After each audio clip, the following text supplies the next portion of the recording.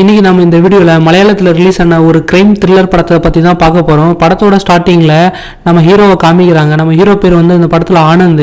இவர் இப்போ சஸ்பென்ஷனில் இருப்பார் பொழுது எஸ்பி ஆஃபீஸுக்கு வந்துருப்பார். இவர் இப்போ எஸ்பி ஆஃபீஸில் உட்காந்துட்டு இருக்கும்போது அங்கே வந்து ஒரு கான்ஸ்டபிள் வந்து என்ன கேட்பார் அப்படின்னா, சார் எப்படி இருக்கீங்க, 8 மாதத்துக்கு முன்னாடி உங்களை பார்த்தது சார், எங்கே டியூட்டின்னு சொல்லிட்டாங்களா அப்படின்னு கேட்க, இல்லை நான் எஸ்பி சும்மா பார்க்க வர சொல்லியிருக்காரு அப்படின்னு சொல்லுவார். இப்போ அதுக்கடுத்த சீனில் என்ன அப்படின்னா, நம்ம ஹீரோ வந்து சஸ்பென்ஷனில் இருந்திருப்பார்ல, அது எதனால் அப்படின்னு சொல்லிட்டு நம்ம ஹீரோ நினைச்சு பார்க்குற மாதிரி காமிக்கிறாங்க ஒரு ஃப்ளாஷ்பேக்கு. என்ன அப்படின்னா, ஃப்ளாஷ்பேக்கில் மாத்தன் அப்படின்ற ஒருத்தர், சார் எனக்கு வந்து மொத்தம் 3 பொண்ணுங்க, 2வது பொண்ணு பேர் வந்து லவ்லி, அவள் காலேஜ் போயிட்டு வரேன்னு சொல்லிட்டு போனா, ஹால் டிக்கெட் வாங்கிட்டு வரேன்னு சொல்லிட்டு போனா, கடைசியில் பார்த்தா அவர் வீட்டுக்கே வரல சார் அப்படின்னு சொல்லுவார். இப்போ அதை நான் கேட்டிருந்த ஹீரோ அந்த கேஸ் என்னன்னு சொல்லிட்டு கூப்பிட்டு விசாரிப்பார். இப்போ நம்ம மாத்தன் என்ன சொல்லுவார்னா, என் பொண்ணு பேர் லவ்லி சார், அவள் காலேஜ் போயிட்டு ஹால் டிக்கெட் வாங்கிட்டு வரேன்னு சொன்னால் நாங்கள் சாயங்காலம் ஒரு 6-7 மணி வரைக்கும் வெயிட் பண்ணி பார்த்தோம், ஆனால் கடைசியில் அவள் வரவே இல்லை. சரி நாங்கள் என்னென்னா அவரோட ஃப்ரெண்ட்ஸு தெரிஞ்சவங்களாம் இருக்காங்க, அவங்ககிட்ட விசாரித்து பார்த்ததில் அவங்க என்ன சொன்னாங்க அப்படின்னா, நாங்கள் அவளை காலேஜில் பார்த்ததோட சரி அப்படின்னு சொல்லிட்டு சொன்னாங்க சார். சரி நமக்கு தெரியாமல் ஏதாவது பொண்ணு லவ் பண்ணியிருப்பாளோ அப்படின்னு நினச்சி நான் என்ன நினச்சேன், அடுத்த நாள் காலேஜ் போய் விசாரிக்கணும்னு சொல்லிட்டு அடுத்த நாள் பஸ் ஸ்டாண்டு போனேன். அங்கே பஸ் ஸ்டாண்டு போனதுக்கப்புறம் தான் பெட்டி கடை வச்சுருக்க குஞ்சப்பி அண்ணா அப்படின்றவர் நாங்கள் எதிர்பார்க்காத ஒரு விஷயத்த சொன்னார் சார். என்ன சொல்லியிருப்பார் அப்படின்னா, அந்த பொண்ணு அன்றைக்கி வந்து பஸ்ஸை விட்டு இறங்குன்னு அந்த குஞ்சப்பி அண்ணன் தான் பார்த்துருப்பாரு. என்னம்மா காலேஜ் லீவா அப்படிங்கிற, இல்லை நான் ஹால் டிக்கெட் வாங்கிட்டு வர போனேன் அப்படின்னு சொல்லிட்டு அந்த பொண்ணு சொல்லியிருக்கோம். இப்போ அந்த பெட்டி கடை வச்சுருக்க கொஞ்சம் பேரனும், சரிம்மா அவங்க அப்பா வந்து வாழைக்கண்ணு கேட்டான், நான் எடுத்து வச்சுருக்கேன் வந்து வாங்கிக்க சொல்லு அப்படின்னு சொல்லியிருப்பாரு.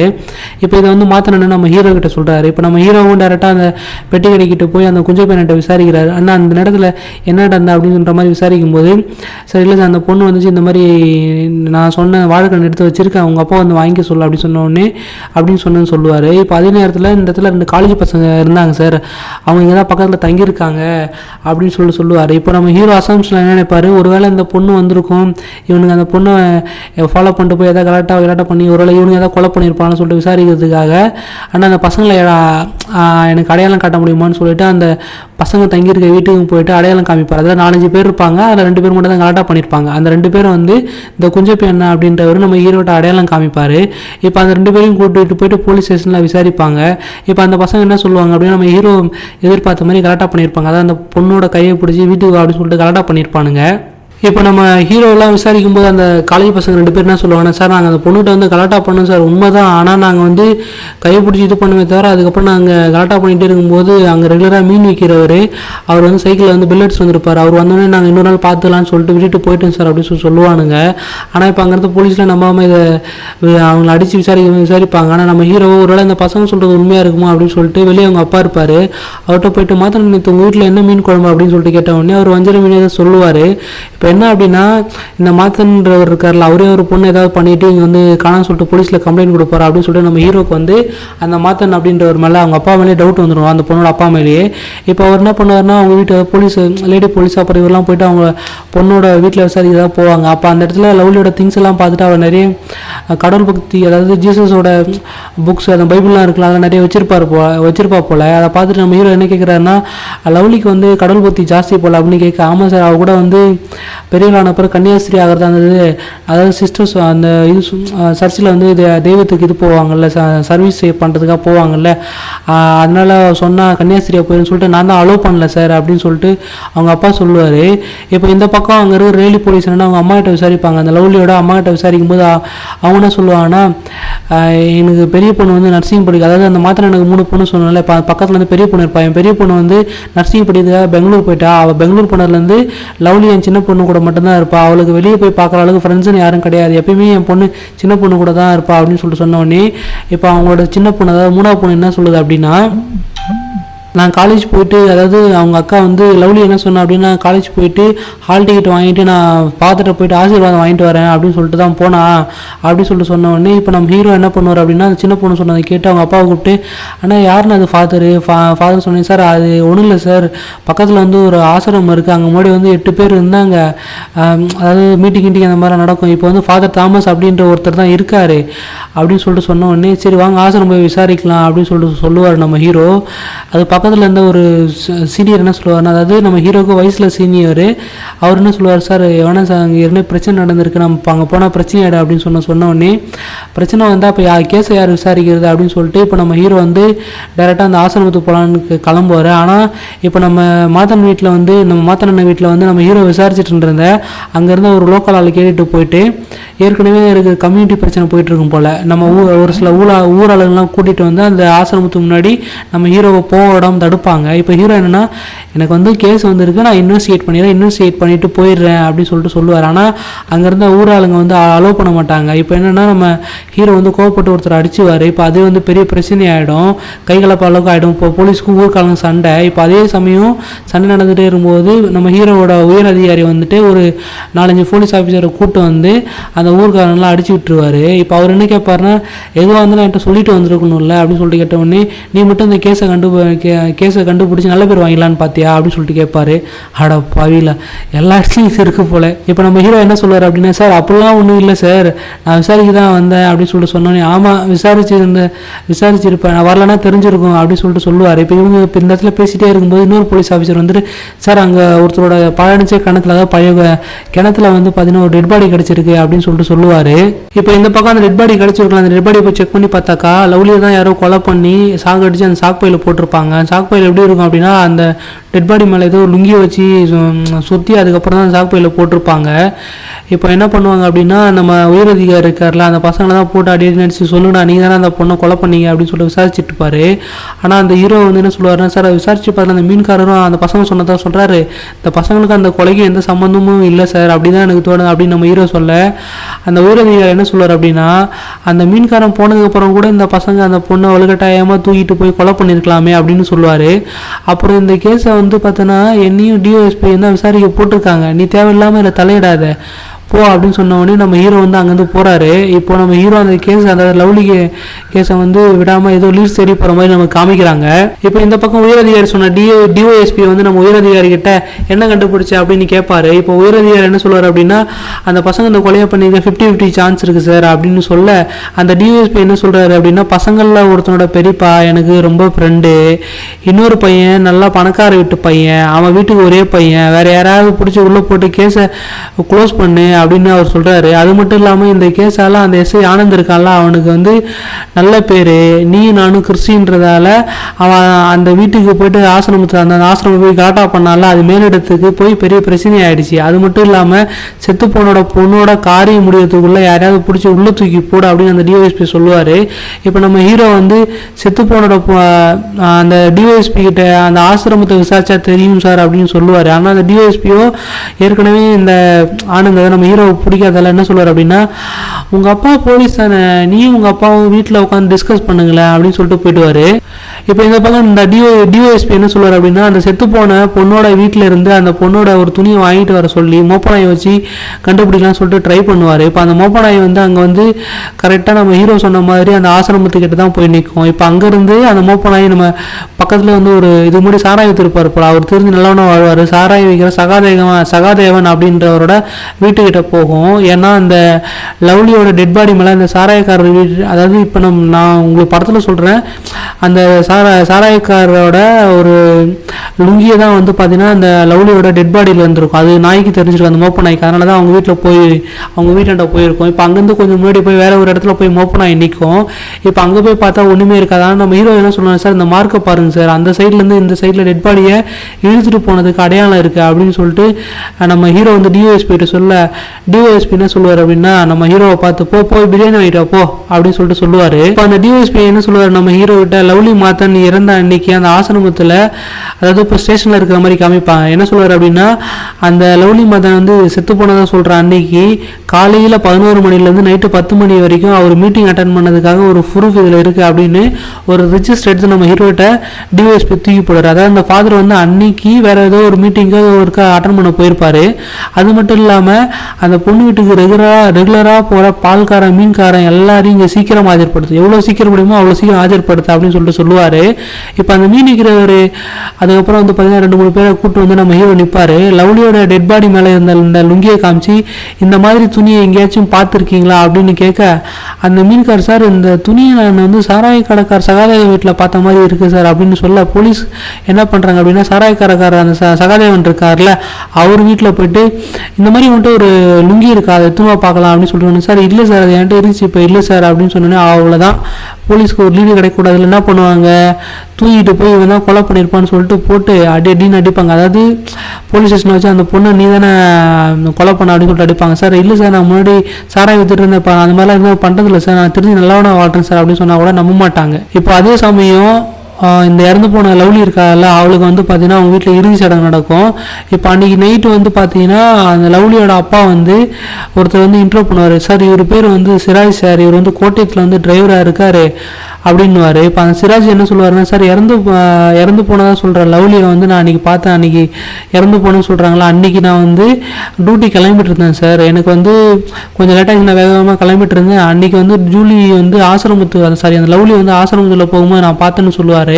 இப்போ நம்ம ஹீரோ என்ன பண்ணுவார், இவங்களாம் விசாரிக்க விட மாட்டாங்க, நம்ம என்ன பண்ணுவோம் அப்படின்னா இவர் வந்து இப்போ அந்த ஏரியாவுக்கு இவர் தான் வந்து இன்சார்ஜ், இவர் என்ன பண்ணுவார் அந்த ஆசிரமத்துக்கு போய் இவரே ஒரு திருடனை அமைச்சு திருட சொல்லி இப்போ அந்த திருடனை இவனையும் பிடிச்சிட்டு வந்து அந்த ஃபாதர்கிட்ட, ஃபாதர் நேற்று நைட்டு வந்து உங்கள் வீட்டில் உங்கள் ஆசிரமத்தில் வந்து திருடி இருக்கான், நாங்கள் ரவுண்ட்ஸ் போகும்போது மாட்டிக்கிட்டான், ஒரு ஜஸ்ட் இன்வெஸ்டிகேஷன் மட்டும் பண்ணிவிட்டு நாங்கள் கிளம்புறோம் அப்படின்னு சொல்லிட்டு அந்த ஆசிரமத்துக்குள்ளே போவார். என்ன அப்படின்னா அவங்க போலீஸ் கூட சேர்த்து ஃபாரன்சிக் டிபார்ட்மெண்ட்டையும் போயிட்டு ஃபாரன்சிக் டாக்டர்ட்டையும் கூட்டும் போவார், போலீஸாக சேர்த்து. இப்போ ஹீரோ வந்துட்டு எல்லாத்தையுமே கண்டுபிடிச்சிருவாரு. அந்த இடத்துல என்ன நடந்திருக்கும் அப்படின்னா லவ்லி வந்து ஃபாதர் கிட்ட ஹால் டிக்கெட் கொடுத்து ஆசீர்வாதம் வாங்கணும்னு வந்திருக்கும் போது அந்த ஆசிரமத்துக்கு வந்து பார்த்தீங்கன்னா ஃபாதரோட தங்கச்சி பையன் ஒருத்தன் ஃபாதராக வெயிட் பண்ணிட்டு இருப்பான் போல. இப்போ அவனும் லவ்லியோட சிஸ்டரும் அதான் பெங்களூரில் நர்சிங் படிக்கிறதா அந்த மாத்திரை சொல்லியிருப்பார்ல, லவ்லியோட அப்பா சொல்லியிருப்பார்ல, இவங்க 2 பேருமே ஃபிசிக்கல் ரிலேஷன்ல இருந்திருப்பாங்க. இப்போ அதே நேரம் லவ்லி ஆசிரமத்துக்குள்ள வரும்போது அவங்க 2 பேரும் வெளியே வர இப்போ லவ்லி வந்து அவங்க 2 பேரும் பார்த்துருவா. இப்போ லவ்லி வந்து பார்த்துட்டு அவங்க வீட்டுக்கு போகிற மாதிரி போவா. அதனால வந்து எங்கள் வீட்டுக்கு சொல்லிடுவான்னு சொல்லிட்டு அந்த டேனின்றவன் என்ன பண்ணுவான், நீ சொல்லாத யார்ட்டையும் சொல்லாத ப்ளீஸ் அப்படின்னு சொல்லிட்டு கெஞ்சுற மாதிரி கெஞ்சுவான். ஆனால் அதே சமயத்தில் அங்கே அந்த ஆசிரமத்துக்கு யாரோ வர மாதிரி இருக்கும். அதனால அந்த டேனின்றவன் என்ன பண்ணுவான் அப்படின்னா லவ்லி வந்து வாயை பற்றி தரன்னு உள்ளே இழுத்து போயிடுவான். உள்ளே இழுத்து போயிட்டு அந்த கிச்சன், அந்த ஆசிரமத்தில் ஒரு கிச்சன் மாதிரி இருக்கும், அந்த கிச்சனில் வந்து வாயை பற்றின உடனே இப்போ அந்த இடத்துக்கு வந்து போஸ்ட்மேன் வந்து ஃபாதர்னு கூட்டு பார்த்துட்டு போயிடுவார். ஃபாதர் லெட்டர் அதை வந்திருக்கும் போல். இப்போ அந்த லவ்லியோட சிஸ்டர் வந்து கூட இருப்பா, இவ போய் பார்த்துட்டு இருப்பா. அதுக்குள்ளே இங்கே இந்த பக்கம் நடந்திருக்கும், லவ்லியை வந்து வாயை பற்றினால தான் மூச்சு விடாமல் அவள் செத்துட்டு இருப்பா. அதுக்கப்புறம் அவங்க வந்து அந்த பையன் வந்து எப்படி அந்த இறந்து போன லவ்லியோட டெட் பாடியை சாராய கடை சகாதேவனும் ஒருத்தன் நல்லா அவங்க வீட்டில் வந்து போய்ட்டு லுங்கி எடுத்துன்னு வந்து எப்படி அந்த சாக்கு பையில கட்டி எப்படி அந்த கிணத்துல போட்டாங்க எல்லாத்தையுமே இப்போ நம்ம காமிக்கிறாங்க. இப்போது இது எல்லாமே வந்து பார்த்தீங்கன்னா ஃபாரன்சிக் ரிப்போர்ட்டை வச்சு கன்ஃபார்ம் பண்ணி நம்ம ஹீரோ வந்து அந்த லவ்லியோட சிஸ்டரையும் அந்த டேனியன்ட்டையும் அரெஸ்ட் பண்ணிடுவாங்க. இப்போ அரெஸ்ட் பண்ண அந்த டேனியை கோர்ட்டுக்கு கூட்டிகிட்டு போகும்போது அவன் கோர்ட்டு உள்ள போகிறதுக்கு முன்னாடி போலீஸ்கிட்ட வந்து எஸ்கேப் ஆகி தப்பிச்சு வர போலீஸும் அவனை தொடர்ந்து துரத்த இப்போ ட்ரெயினில் வந்து அவன் அடிப்படை செத்துருவான். இப்போ இந்த கேஸில் தான் நம்ம ஹீரோவோ அப்புறம் அவரு கூட இருந்த 3 பேரை வந்து சஸ்பெண்ட் பண்ணியிருப்பாங்க. இப்போ அதை தான் வந்து பார்த்தீங்கன்னா ஃப்ளாஷ்பேக்கில் ஹீரோ நினச்சி பார்க்குற மாதிரி காமிப்பாங்க. இப்போ நம்ம ஹீரோவை வந்து எஸ்பி தான் கூட்டிருப்பாரு. லவ்லி கேஸில் உன்னோட ஒர்க் வந்து எனக்கு ரொம்ப பிடிச்சிட்டு இருந்துச்சு, மினிஸ்டர் லெவலில் உனக்கும் அந்த 3 பேருக்கும் பெரிய எதிர்ப்பு, ஸ்டேஷனில் டியூட்டியே கொடுக்கக்கூடாதுன்னு, நான் தான் உங்களுக்கு ஸ்டேஷனில் கொடுக்க மாட்டேன் வெளியே அவுட்டரில் கொடுன்னு சொல்லிட்டு உங்களுக்கு இந்த மாதிரி ஒரு கேஸை தரேன். இது வந்து செருவழியில் நடந்த ஒரு கொலை case, local police, crime branch, அப்புறம் எஸ்ஐடி அதாவது ஸ்பெஷல் இன்வெஸ்டிகேஷன் டீம் இந்த மாதிரி யார் விசாரிச்சும் அந்த கேஸை வந்து சால்வ் பண்ண முடியல, உன்னால் முடிஞ்சால் கண்டுபிடிக்க முடியல ஒரு க்ளோசர் ரிப்போர்ட் கொடு அப்படின்னு சொல்லி ஒரு கேஸை வந்து எஸ்பி வந்து நம்ம ஹீரோவுக்கு கொடுக்குறாரு. இப்போ ஹீரோவோட சேர்த்து அந்த 3 போலீஸ் வந்து அந்த செருவள்ளி அப்படின்ற கிராமத்துக்கு போகிறாங்க. அந்த ஊரில் அந்த கொலைகேஸ் விசாரின்ற பேரில் எல்லாருமே போலீஸ் ரொம்ப டார்ச்சர் பண்ணியிருப்பாங்க. ஸோ அதனால் ஊர் மக்கள் ஊரோட தலைவர் எல்லாருமே நம்ம ஹீரோவுக்கு வந்து எதிராக நிற்கிறாங்க. அதாவது அவங்க வந்து அந்த ஊருக்குள்ளே எட்டாவது முன்னாடி ஒரு மீட்டிங் போட்டு பேசுகிறாங்க இந்த மாதிரி என்ன ஆச்சு அப்படின்னு சொல்லிட்டு. இப்போ அந்த செருவள்ளியில் ரவீந்திரன் நாயர் அப்படின்னு ஒரு ரிட்டையர்ட் போலீஸ் ஆஃபீஸர் இருந்திருப்பார். அவர்கிட்ட எஸ்பி என்ன சொல்லியிருப்பாருன்னா வரவங்களுக்கு ஹெல்ப் பண்ண சொன்னதாகவும், அது மட்டும் இல்லாமல் அந்த கொலைகேஸ் நம்ம ஹீரோட்ட கொடுத்துருப்பாங்களா அந்த கொலைகேஸில் போலீஸ் விசாரித்த லோக்கல் டீம் அதாவது லோக்கல் போலீஸு, கிரைம் பிரான்ச்சு, அப்புறம் ஸ்பெஷல் இன்வெஸ்டிகேஷன் டீம். இந்த கொலையை விசாரித்த 3 டீம்லையும் நான் இருந்தேன். நான் இந்த ஊர் ஆளுன்றதால எஸ்பி வந்து என்ன 3 டீம்லையும் இருக்க சொன்னார் அப்படின்னு சொல்லிட்டு நம்ம ரவீந்திரன் நாயர் வந்து நம்ம ஹீரோ கிட்ட சொல்லுவார். இப்போ சொல்லி முடிச்சதுக்கப்புறம் நம்ம ஹீரோவுக்கும் அவர் கூட வந்திருக்க 3 பேரும் தங்குறதுக்கு வீடியோ எடுறதுக்காக வெளியே வருவாங்க. அவங்க வெளியே வந்ததுக்கப்புறம் ஊர்க்காரங்க என்ன பண்ணுவாங்க அப்படின்னா, இவங்க போலீஸ் அண்ணன் ரவீந்திரன் நாயர் எதுக்கு வந்திருக்காங்க, ஒழுங்காக இவங்களை திருப்பி அமைச்சிருங்க அப்படின்னு சொல்லுவாங்க. அதுக்கு ரவீந்திரன் நாயர் இல்லை, அவங்க போலீஸ்லாம் இல்லை, எனக்கு ஃப்ரெண்ட்ஸ் அப்படின்னு சொன்னோடனே இப்போ நம்ம ஹீரோ என்ன சொல்லுவார் அப்படின்னா, இங்கே பாருங்கள், நாங்கள் வந்து உங்களை எதுவும் டார்ச்சர்லாம் பண்ணல, எங்களால் உங்களுக்கு எந்த ஒரு பிரச்சனையும் வராது. நாங்கள் இந்த கொலை கேஸை பற்றி சும்மா ஒரு ஃபார்மாலிட்டிஸ்க்கு ஒரு க்ளோஸர் ரிப்போர்ட், அதை விசாரிச்சுட்டு ஒரு க்ளோஸர் ரிப்போர்ட் கொடுக்க தான் வந்திருக்கோம் அப்படின்னு சொன்ன உடனே அந்த ஊரோட பிரசிடென்ட் என்ன சொல்லுவார் அப்படின்னா, எல்லாருக்கும் நல்லது, யாருக்கும் எந்த பிரச்சனையும் இல்லைன்னு சொல்லிட்டு அங்கேருந்து கலைஞ்சு போயிடுவாங்க. இப்போதான் அந்த ரவீந்திரன் நாயர் அந்த ஊரில் கொல்லப்பட்ட ரேவதி அப்படின்ற பொண்ணை பற்றி சொல்லுவார். என்ன அப்படின்னா, சீட்டு கடையில் வேலை பார்க்குற ஜார்ஜ் அப்படின்ற ஒருத்தனுக்கும் ரேவாமா அப்படின்ற, அதாவது அந்த ஸ்ரீதேவியோட அம்மா, இவங்க 2 பேரும் வந்து பார்த்தீங்கன்னா காதலிச்சிருப்பாங்க. இப்போ காதலிச்சு அவன் அந்த சீட்டு கடை நத்தி இந்த ஜார்ஜ்ன்றவன் ஏமாத்திட்டு இருப்பான். அதுக்கப்புறம் அந்த ரேவாமாவுக்கு வந்து பார்த்தீங்கன்னா ஒரு முறமாம இருந்தான், அவன் பேர் வந்து பொடி, அவன் தான் வந்து இந்த அம்மாவையும் அந்த வாரிசுக்கும் வந்து நல்லா பார்த்துட்டு இருந்தான். கொஞ்ச நாள் வரைக்கும் நல்லா தான் இருந்தான். அதுக்கப்புறம் குடிக்கு அடிமானன்னு தெரில, இன்னொருத்தவங்க கூட பழகின பொண்ணுன்னு சொல்லி அடித்து அந்த ரேவாமாவை வந்து ரொம்ப சித்திரவதை பண்ண ஆரம்பிச்சிட்டான். அப்புறம் பஞ்சாயத்தும் போலீஸும் சேர்ந்து அவங்கள தனியாக பிரித்து வச்சுட்டாங்க. அதுக்கப்புறம் ரேவாமா வந்து அவங்களுக்கு தெரிஞ்ச தையல் தொழிலை வச்சு வாழ்க்கையை ஓட்டிக்கிட்டு இருந்தாங்க. அந்த ஸ்ரீதேவி சாக போகிற 2 நாளைக்கு முன்னாடி கூட அந்த பொடியும் அங்கே போயிட்டு அவங்க, அதாவது அந்த ரேவாமாவோட வீட்டுக்கு போய் பிரச்சனை பண்ணியிருக்கான். இப்போ அந்த ஸ்ரீதேவியை அந்த ஊரில் இருந்து அந்த ஊரில் இருந்த சேது அப்படின்ற ஒருத்தர் ரொம்ப சின்சியராக லவ் பண்ணான் சார். ஆனால் அந்த ஸ்ரீதேவி என்னோட அம்மா நிலைமை யாருக்கும் வரக்கூடாது, நான் யாரையும் விரும்ப மாட்டேன் அப்படின்னு தன்னோட ஃப்ரெண்ட்ஸுக்கிட்ட ஸ்ரீதேவி சொல்லியிருக்கா சார். அன்னைக்கு எனக்கு வந்து நைட் டியூட்டி முடிச்சு தான் வந்தேன். கேசவன் ஒருத்தன் என்னை கூப்பிட்டு பரங்கோடனோட தோட்டத்தில் ஒரு பொண்ணோட டெட் பாடி இருக்குன்னு சொன்னான் சார். அப்போ தான் சார் எனக்கு தெரியும் அந்த ஸ்ரீதேவின்ற பொண்ணு செத்து போயிட்டான்னு சொல்லிட்டு ரவீந்திரன் நாயர் சொல்லுவார். இப்போ அந்த ஸ்ரீதேவி இறந்து போன டெட் பாடியை கோவிந்தா ஒருத்தன் தான் ஃபஸ்ட்டு பார்த்துருப்பாரு. அவனையும் அந்த ஸ்ரீதேவி பொண்ணு பின்னால் சுற்றின ஒரு 10-15 பேரையும் போலீஸ் விசாரித்தாங்க.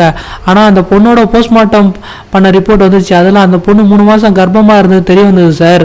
இப்போது கேஸ் வந்து கிரைம் பிரான்ச்சுக்கு போக அவங்க அந்த கோவிந்தனை வந்து விசாரிக்க கூப்பிட்டாங்க. அதாவது அந்த ஸ்ரீதேவியோட டெட் பாடி முதல்ல பார்த்துருப்பான்ல, அந்த கோவிந்தனை வந்து விசாரிக்க கூப்பிட்டாங்க. நானும் போய் சொல்லிட்டு வந்தேன் சார். ஆனால் அவன் தூக்க மாட்டி செத்துட்டான். அப்புறம் எல்லாம் பெரிய பிரச்சனையாகி ஊர் மக்கள் எல்லாம் மேலிடத்தில் பேசி பிரச்சனை பண்ண கிரைம் பிரான்ச் வந்து போயிட்டாங்க. அதுக்கப்புறம் ஒரு 6-7 மாதம் கழிச்சு ஸ்பெஷல் இன்வெஸ்டிகேஷன் டீம் வந்தாங்க சார். அவங்க அந்த ஸ்ரீதேவியோட டெட் பாடி கிடைச்ச தோட்டத்துக்காரனா பரங்கோடனை கூட்டிகிட்டு வந்து விசாரிச்சாங்க. அந்த பொண்ணு கர்ப்பமாக இருந்ததால பரங்கோடங்கிட்ட ஃபெர்டிலிட்டி டெஸ்ட் எடுத்திருப்பாங்க. ஆனால் டெஸ்ட்டு நெகட்டிவாக வந்திருக்கும். அது மட்டும் இல்லாமல் அந்த பரங்கோடனால எப்பயுமே வந்து குழந்தைய பெற்றுக்க முடியாது அப்படின்னு டெஸ்ட் வந்திருக்கும். இப்போ இதையெல்லாம் நம்ம ரவீந்திரன் நாயர் வந்து நம்ம ஹீரோ கிட்ட சொல்லிட்டு அங்கேருந்து கிளம்புவார். அதாவது அவங்கள வந்து நம்ம ஹீரோவையும் அவங்க கூட அந்த போலீஸ் ஆஃபீஸரையும் அந்த வீட்டில் தங்குறதுக்கு வீட்டில் விட்டுட்டு அந்த வீட்டிலேருந்து கிளம்பி போவார். இப்போ நம்ம ஹீரோ என்ன பண்ணுவார் அப்படின்னா, அந்த ஸ்ரீதேவி அவங்க வீட்டுக்கு போயிட்டு அந்த ஸ்ரீதேவியோட புக்ஸ் அப்புறம் ஒரு சில நோட்ஸ்லாம் வச்சுருப்பாங்க, அவங்க அம்மா கிட்ட போயிட்டு கலெக்ட் பண்ணிட்டு வர. அதே மாதிரி ஸ்ரீதேவிக்கு வந்து லேக்கா அப்படின்னு சொல்லிட்டு ஒரு ஃப்ரெண்டு இருப்பாங்க. என்ன அப்படின்னா, ஸ்ரீதேவி வந்து இங்கே இருந்தப்போ இந்த லேக்கான்றவங்க அவங்க ஹஸ்பண்டோட பாம்பேயில் வந்து கல்யாணம் பண்ணிட்டு போயிருப்பாங்க. ஆனால் அவங்க ஹஸ்பண்டுக்கு வந்து அந்த ஃபேக்ட்ரியில் நடந்த ஒரு ஃபயர் ஆக்சிடென்ட்டில் அவங்க ஹஸ்பண்ட் இறந்துருப்பார். அதனால் அந்த லேக்கான்றவங்க வந்து இப்போ ஸ்ரீதேவியோட அந்த செருவிலேயே வந்து செட்டில் ஆகிட்டு இருப்பாங்க. இப்போ லேக்கா கிட்ட போயிட்டு வந்து பார்த்தீங்கன்னா ஒரு சில லெட்டர்ஸ் ஏதாவது இருக்குமோன்னு சொல்லிட்டு கலெக்ட் பண்ணிட்டு வருவார். இப்போ அந்த லேக்கா கிட்ட இவங்க என்ன கேட்டிருப்பாங்க, அந்த செத்து போன ஸ்ரீதேவி என்ன கேட்டிருப்பா அப்படின்னா, ஹிந்தி பேச தெரிஞ்சால் வெளியூரில் வேலை கிடைக்குமா, டைப் ரைட்டிங் கற்றுக்கிட்டா பாம்பே மாரி இடத்துல வந்து வேலை கிடைக்குமா அப்படின்னு சொல்லிட்டு கேட்டதா அந்த லேக்கா வந்து நம்ம ஹீரோ கிட்ட சொல்லிடுவாங்க. இப்போ ஹீரோ என்ன யோசிப்பாருன்னா, ஒருவேளை அந்த ஸ்ரீதேவி லவ் பண்ண அவளோட லவ்வர் ஹிந்தி பேச தெரிஞ்ச இடத்துல இருந்திருக்கலாமே அப்படின்னு சொல்லிட்டு யோசிப்பார். இப்போ ஹீரோ போயிட்டு பிரசிடென்ட் கிட்ட என்ன கேட்பார் அப்படின்னா, இந்த மாதிரி அந்த கொலை வழக்கில் வந்து அந்த வருஷத்தில் யாரெல்லாம் வெளியூரில் போய் வேலை செஞ்சாங்க, அந்த ரெக்கார்ட்ஸ்லாம் எனக்கு கொஞ்சம் கிடைக்குமா அப்படின்னு சொல்லிட்டு கேட்பாரு. ஆனால் பிரசிடென்ட் என்ன பண்ணுவார்னா, அங்கே இருக்குது பார்த்தீங்களா அந்த ரெக்கார்ட்ஸு, அதில் எனக்கு முன்னாடி இருந்த நகராட்சியிலேருந்து எல்லாத்தையுமே நான் கலெக்ட் பண்ணி வச்சுருக்கிறேன், ஆனால் அது உங்களுக்கு தர முடியாது, சும்மாவா நான் பெஸ்ட்டு பிரசிடென்ட்னு சொல்லிட்டு பேர் வாங்கியிருக்கேன் அப்படின்னு சொல்லிட்டு நம்ம ஹீரோவை வந்து அனுப்பிச்சிடுவார். இப்போ நம்ம ஹீரோ என்ன பண்ணுவார் அப்படின்னா, அந்த ஸ்ரீதேவி கொலை கேஸை விசாரிக்க வந்திருப்பாங்களே ஸ்பெஷல் இன்வெஸ்டிகேஷன் டீம், அதில் வந்து கிருஷ்ணன் நூனி சார் அப்படின்னு ஒருத்தர் வந்திருப்பார். அவர் போய் விசாரிக்கிறாரு. அவர் என்ன சொல்லுவார் அப்படின்னா, அந்த பொண்ணு அவளோட காதலனுக்கு லெட்டர் எழுதியிருக்கா, அதை நான் கண்டுபிடிக்க அந்த போஸ்ட்மேனை விசாரிக்க போனேன். ஆனால் அந்த ஸ்ரீதேவி இறந்த கொஞ்ச நாளைக்கு அப்புறம் அந்த போஸ்ட்மேன் வந்து ஒரு பெரிய ஆக்சிடென்ட்டில் மாட்டி அவன் கோமாவுக்கு போயிட்டான் அப்படின்னு அந்த கிருஷ்ணன் உன்னி சார் நம்ம ஹீரோ கிட்ட சொல்லுவார். இப்போ ஹீரோ ஸ்ரீதேவி வீட்டிலேருந்து லெட்டர்ஸ் எடுத்து வந்துருப்பாங்க. அந்த ஒரு லெட்டரில் லேக்கா அமைச்சதா ஒரு லெட்டர் இருந்திருக்கும். அதில் வந்து பார்த்தீங்கன்னா இப்போ ஹீரோ வந்து ஒரு அட்ரஸ் வந்து பாம்பேன்னு இருந்திருக்கும். ஆனால் அந்த லெட்டர் வந்த ஃப்ரம் அட்ரஸ் வந்து பாம்பேன்னு இருந்திருக்கும். ஆனால் அந்த லெட்டரை போஸ்ட் பண்ணப்பட்ட இடம் வந்து ஹரியானால இருக்கிற குர்கான் அப்படின்னு அந்த லெட்டரை பார்த்து நம்ம ஹீரோ கண்டுபிடிச்சிருவாரு. இப்போ அந்த ஸ்ரீதேவியோட ஃப்ரெண்டு கிட்ட, அந்த ஃப்ரெண்ட் இருக்காங்களா லேக்கா, அவங்க கிட்ட போயிட்டு ஹீரோ அந்த லெட்டரை காமிச்சு கேட்க, இல்லை சார் இது என்னோட கையெழுத்து இல்லை சார் அப்படின்னு சொல்லிட்டு அந்த ஸ்ரீதேவியோட ஃப்ரெண்டு லேக்கா சொல்லுவாங்க. இப்போ நம்ம ஹீரோ அந்த பஞ்சாயத்து பிரசிடென்ட் இருக்கார்ல, அவர் வச்சிருக்க அந்த ரெக்கார்ட்ஸை பர்டிகுலராக இந்த ஸ்ரீதேவி இறந்தப்போ அந்த வருஷத்தில் யார் யாரெல்லாம் வெளியூரில் போய் வேலை செஞ்சாங்களோ அந்த ரெக்கார்ட்ஸ் எல்லாம் வேணும்னு சொல்லிட்டு தன்னோட கூட வேலை செய்கிற போலீஸ் ஆஃபீஸர்கிட்ட சொல்லுவார். அப்போ அதில் இருக்க ஒரு போலீஸ் ஆஃபீஸர் என்ன சொல்லுவார்னா, சார் அந்த பிரசிடென்ட் அசிஸ்டன்ட் அதாவது பியூன் கிட்ட சொல்லி அவனை ஃபைல் எத்தனை சொல்லியிருக்கான், அவன் எத்தனை வந்துடுவான் சார் அப்படின்னு சொல்லிட்டு சொல்லுவார். ஆனால் அந்த பியூனை வந்து பார்த்தீங்கன்னா இந்த மாதிரி பியூன் மூலமாலாம் ஒரு வேளை ஹீரோ வந்துட்டு சான்ஸ் இருக்குன்னு சொல்லிட்டு அந்த பிரசிடென்ட் என்ன பண்ணியிருப்பான், பர்டிகுலராக அந்த இயரோட ரெக்கார்ட்ஸை மட்டும் அவனோட வீட்டுக்கு எடுத்து வச்சிருப்பாரு அந்த பிரசிடென்ட்டு. இப்போ நம்ம ஹீரோ என்ன பண்ணார், வேறு வழியே இல்லை, நம்ம அந்த பிரசிடென்ட்டோட வீட்டில் போயிட்டு திருடிட்டா வரணும்னு சொல்லிட்டு ஒரு நாள் நைட்டு போயிட்டு நம்ம ஹீரோ அவங்களோட டீமோட போயிட்டு திருடத்துக்கு போகிறாங்க. கரெக்டாக நம்ம ஹீரோ வந்து அந்த பிரசிடென்ட் வீட்டுக்குள்ளே போன உடனே அந்த பிரசிடென்ட்டு கரெக்டாக லைட்டு போட்டுருவான். வா நீ வரும்னு எனக்கு தெரியும் அப்படின்னு சொல்லிட்டு கரெக்டாக முடிச்சுட்டு இருப்பான். ஆனால் ஒரு வழியாக நம்ம ஹீரோ என்ன பண்ணுவார், அந்த பிரசிடென்ட்டு கூட சண்டை போட்டு அந்த ரெக்கார்டை வந்து வாங்கிட்டு வந்துடுவார். இப்போ அந்த ரெக்கார்ட்ஸ் மூலமாக அந்த கொலை யார் பண்ணியிருப்பாங்கன்னு நம்ம ஹீரோ கண்டுபிடிச்சிருவாரு. அந்த கொலையை அந்த ரவீந்திரன் நாயர் தான் செஞ்சிருப்பார். என்ன அப்படின்னா, அந்த போஸ்ட்மேனு ஸ்ரீதேவி வந்து ஸ்டாம்பு போடாமல் எழுதின ஒரு லெட்டரை வந்து உங்கள் பையனுக்கு பாருங்கள் சார், யாரோ ஸ்டாம்பு போடாமல் லெட்டர் எழுதியிருக்காங்கன்னு சொல்லிட்டு ரவீந்திரன் நாயருக்கு கொடுத்துருப்பாரு. இந்த ரவீந்திரன் நாயர் நம்ம பையனுக்கு யார் லெட்டர் எழுதுறாங்க அப்படின்னு தெரிஞ்சுக்க, அது என்னோட பொண்ணு எழுதின லெட்டர் தான் அப்படின்னு சொல்லி அந்த போஸ்ட்மேன்கிட்ட இருந்தால் வாங்கி நான் ஸ்டாம்ப் அடித்து கொடுத்துறேன், அப்புறமா போஸ்ட் பண்ணிடுறேன் அப்படின்னு சொல்லிட்டு வாங்கி படிச்சிருப்பாரு. அதில் ஸ்ரீதேவியும் அவங்க பையன் சுதீப் ரெண்டு பேருமே லவ் பண்ணுறாங்கன்னு தெரிஞ்சிருக்கும். இப்போ ரவீந்திரன் நாயர் போஸ்ட்மார்ட்டர்கிட்ட என்ன சொல்லுவார் அப்படின்னா, ஸ்டார்டிங்கில் ரவீந்திரன் நாயர் சொல்லியிருப்பார்ல, நம்ம ஊரில் சீட்டு கம்பெனி நடத்தி மோசம் பண்ணார்ல அந்த ஜார்ஜி, அவன் வந்து டெல்லி பக்கத்தில் தான் இருக்கான். அவன் வந்து அவனோட பொண்ணு ஸ்ரீதேவிக்கு வந்து தெரியாத வேறு சில பேரில் வந்து லெட்டர்லாம் எழுதுறான். அந்த ஸ்ரீதேவிக்கு என்னென்ன லெட்டர் வருதோ அதையெல்லாம் எனக்கு எடுத்து வந்து கொடு, நான் படிச்சுட்டு அப்படியே லெட்டர் பிரிக்காத மாதிரியே உங்ககிட்ட கொடுக்குறான் அப்படின்னு அந்த ரவீந்திரன் நாயர் அந்த போஸ்ட்மேன் சொல்லியிருப்பாரு. அந்த போஸ்ட்மேன், ஆமாம் சார் என்கிட்ட இருந்து கூட ஒரு 200 ரூபா வந்து அந்த ஜார்ஜ் என்ற ஆட்டையை போட்டு போயிட்டான். அப்புறம் சார் இதெல்லாம் தப்பு இல்லையா சார் அப்படின்னு கேட்க, இது இன்வெஸ்டிகேஷனுக்காக நீ போலீஸ்க்கு உதவி பண்ணுறது இது வந்து தப்பே கிடையாது அப்படின்னு ரவீந்திரன் நாயர் வந்து நாயரோட பையன் ஸ்ரீதேவிக்கு எல்லா லெட்டரையும் வாங்கி படிச்சிருப்பாரு. அந்த ரவீந்திரன் நாயர் பையன் எழுதின லெட்டரில் தான் ஒரு நாள் அந்த ஸ்ரீதேவியை ரவீந்திரன் நாயர் பையன் வந்து ஒரு இடத்துக்கு வர சொல்லியிருப்பான். அங்கேருந்து ஸ்ரீதேவியை அவன் வேலை செய்கிற இடத்துக்கு கூட்டிகிட்டு போக வர சொல்லி இருக்கிறத தெரிஞ்ச ரவீந்திரன் நாயர் கரெக்டாக அன்னைக்கு நைட் டியூட்டி போகிற சொன்னார்ல, அதை ரவுண்ட்ஸ் போகிற மாதிரி இப்போ வந்துட்டு அந்த பரங்கோடனோட அந்த காட்டுக்குள்ளே அந்த பொண்ணை மரத்தில் மோதி சாவடிச்சிடுவார். எதுக்காக அப்படின்னா, இந்த ஸ்ரீதேவி அப்படின்ற பொண்ணு வந்து தன்னோட ஜாதியிலையும் சரி பணத்துலையும் சரி ரொம்பவே தாழ்ந்தவன்றதுக்காக இந்த மாதிரி பண்ணியிருப்பார். அது மட்டும் இல்லாமல் அந்த ரவீந்திரன் நாயர் இருக்கார்ல, அவரோட பையன்கிட்ட இருந்து ஃபோன் மூலமாக எல்லா ஆதாரத்தையும் ரெக்கார்ட் பண்ணி நம்ம ஹீரோ வாங்கிட்டு இருப்பார். ஆனால் ஹீரோவுக்கு முன்னாடி வந்து யாருமே அந்த போஸ்ட்மேனை வந்து விசாரிச்சிருக்க மாட்டாங்க. ஆனால் நம்ம ஹீரோ விசாரித்து கண்டுபிடிச்சிருவார். அந்த ரவீந்திரன் நாயர் வந்து பார்த்தீங்கன்னா எல்லாத்த பற்றியும் சொல்லியிருப்பார். ஆனால் அந்த போஸ்ட்மேன் வந்து பார்த்தீங்கன்னா கூட அந்த ரவீந்திரன் நாயர்கிட்ட வந்து பேசினதை பற்றி மட்டும் சொல்லியிருக்க மாட்டார். இப்போ அவங்க ரவீந்திரன் நாயர் பேசின ரெக்கார்டிங் எல்லாத்தையுமே பஞ்சாயத்து ஆஃபீஸில் போட்டு காமிக்க, ரவீந்திரன் நாயர் வந்து நம்மளை கண்டுபிடிச்சிட்டாங்க, தப்பிக்கவே முடியாது அப்படின்னு போய் தூக்கு மாட்டி தற்கொலை பண்ணிப்பாரு.